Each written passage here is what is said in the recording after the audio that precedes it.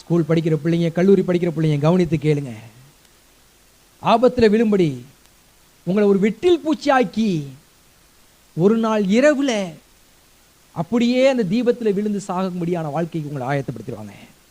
அவமானப்படுத்தும்படி, அந்த அவமானத்தை சகித்துக்கொள்ள முடியாதபடி, அந்த லட்சியை சகித்துக்கொள்ள முடியாதபடிக்கு உங்களை வெட்கப்படுத்தி அவமானப்படுத்தி 4 பேர் மேல அவமானப்படுத்திட்டாங்கன்னு சொல்லி உங்கள் மரணத்துக்கே விலை பேசுவார்கள்.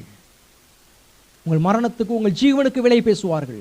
எச்சரிக்கையா இருக்கணும். பாருங்க, கர்த்தர் சொல்றாரு, எனக்கு நேரிட்ட ஆபத்துக்காக சந்தோஷிக்கிறார்கள்.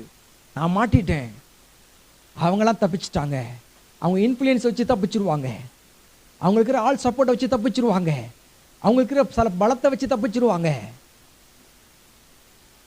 பார்த்துருக்கீங்களா? உங்க மேல தூக்கி போட்டு விட்டு போயிடுவாங்க. அப்படிப்பட்ட பாதிப்புல இருக்கீங்களா? இன்னைக்கு அந்த நிலைமையில தான்